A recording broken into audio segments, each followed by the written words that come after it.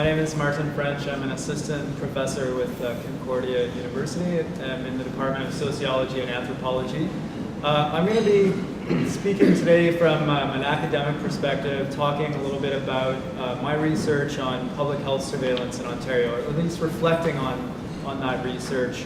I guess what I'd like to do in particular is just spend a little bit of time talking about scholarship on surveillance and work practice.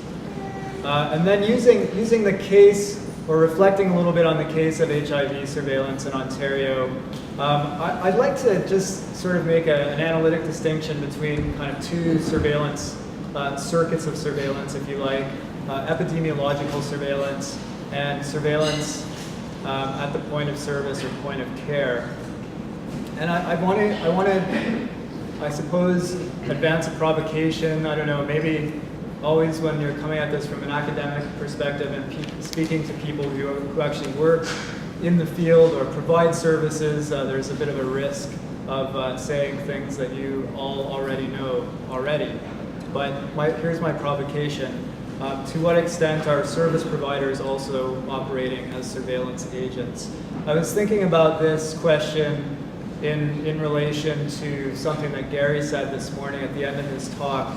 How do we think about service provision? How do we think about organizing, community organizing? How do we think about that within, against, and beyond? And I think, in a sense, what I'm going to talk about is maybe a micro level exploration of some of that, mediated through the data collection and documentation and monitoring practices that people who work in community-based organizations or public health organizations have to undertake for a variety of reasons. So I'm going to talk a little bit about surveillance and work practice. Surveillance is, coming from a sociological perspective, surveillance has had a long-standing interest. You might say people like Karl Marx or Max Weber were really interested in issues related to surveillance, although they didn't describe it in those terms.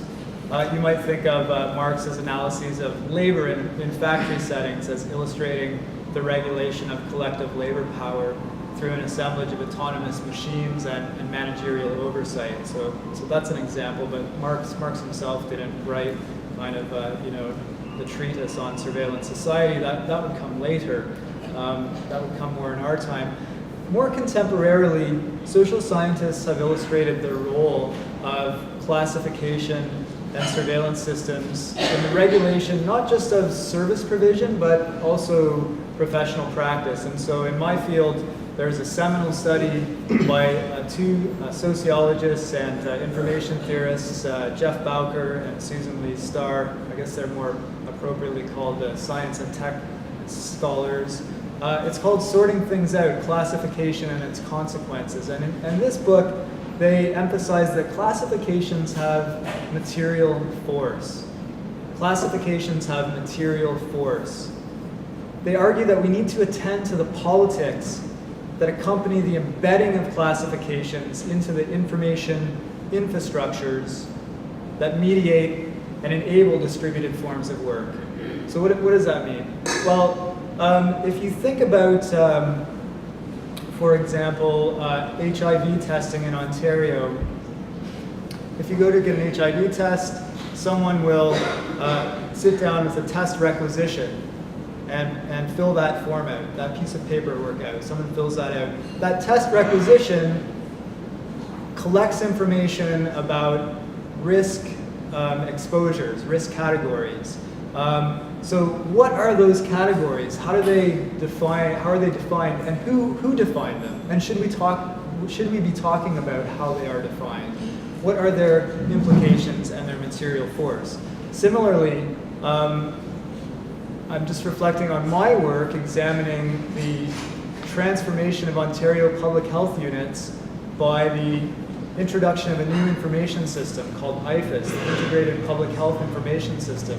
This system replaced an existing system called ARTIS, but it came with a whole bunch of promises and a whole bunch of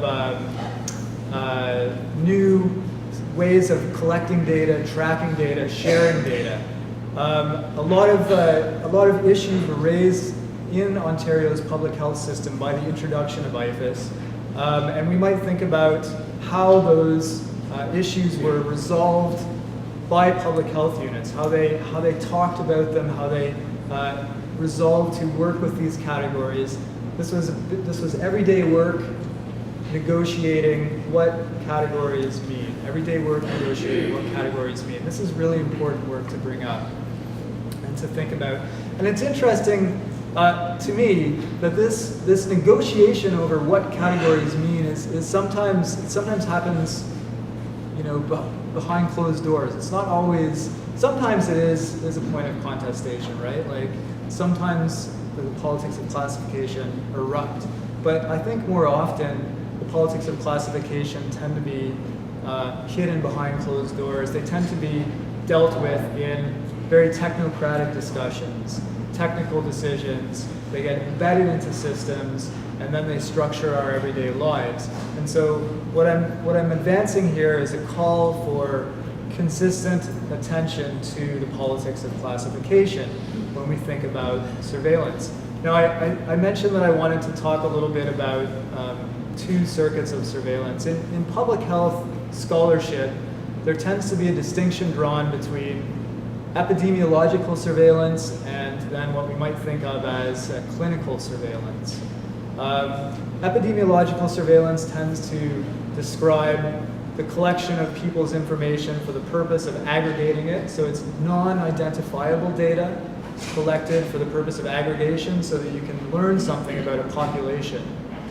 Clinical surveillance tends to be much more focused on an individual. It might pertain to identifiable information that is collected. It's a record maybe maintained by a healthcare provider or a chart maintained by a service providing organization that tells us a little bit about this person, this individual over time. It's a longitudinal picture, if you like, that tells us something over time. In public health discussion, a lot of thinking about surveillance tends to be kind of confined to epidemiology. What policies do we have to have in place to regulate epidemiological surveillance? I think a lot less attention has been paid to point of care and service provision surveillance, at least until recently. And this is because I think these records that were constructed at the point of care, they're protected by general confidentiality provisions, health information legislation. But sometimes those provisions are overridden. Sometimes those records might become, for example, subject of a criminal law investigation. And so Anne-Marie mentioned this morning, and there was some discussion about the criminal prosecution of persons in circumstances of alleged non-disclosure of their HIV serostatus. Here you might see records that were produced, gathered by people who are providing care, repurposed, taken up, if you like, by the criminal justice system. And so what I'm saying here is that this kind of surveillance needs to be thought about, not just as a form of care, but potentially also as a form of control. And I think probably people who are engaged in service provision work are already thinking about it in these terms, but I just want to kind of foreground that for our discussion, right? In what sense is the data collection and documentation practices that we're engaged in what sense is this implicated not just in systems of care, but in systems of control? Obviously, that's an imperfect binary distinction that I'm using here to talk about what are really two sides of the same coin. But in posing this question, I'd like to just think about how case files that a community-based organization keeps might be repurposed. And what are the implications of that repurposing? So what sorts of documentation strategies, what sorts of strategies are organizations coming up with, actually? Do you have a policy as an organization that guides the the documentation of your case service work? Do you have a strategy or a policy that talks about what information should be written down, under what circumstances? What data actually should you be collecting? With what implications? How long should that data be kept? What questions should you ask?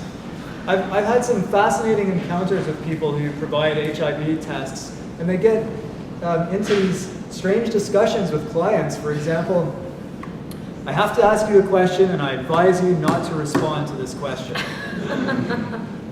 I mean, that's a political position that people take, right, with respect to this, and I think it's important to try and think through some of these positions and strategies.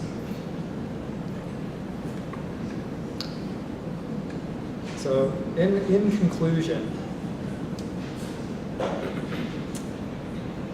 I think a key question to end on is how do surveillance systems organize service delivery? How do the information systems that we get help us to do our work, but also structure our work? I mean, thinking about my case, public health units were told that IFAS was going to be this amazing system that was just going to facilitate their day-to-day work. But in fact, it radically changed many aspects of their day-to-day work.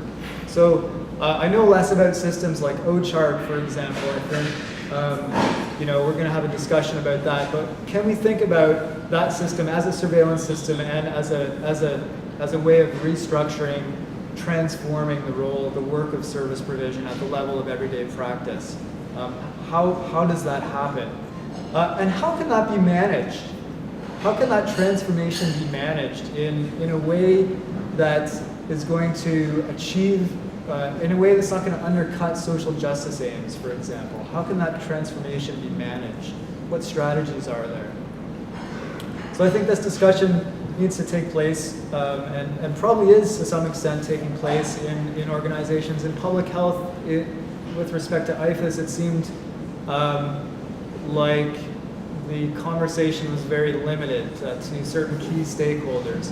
So I don't know if community-based, if dealing with organizations, if organizations dealing with OCHART, for example, are in somewhat of a different position. But I think these technocratic decisions need to also be expanded out a little bit and put out for discussion with communities, with community members, right? How do these systems, even though they may be technical, structure our relations with community, with people we serve? So those are the kinds of questions that I want to just put out there for discussion.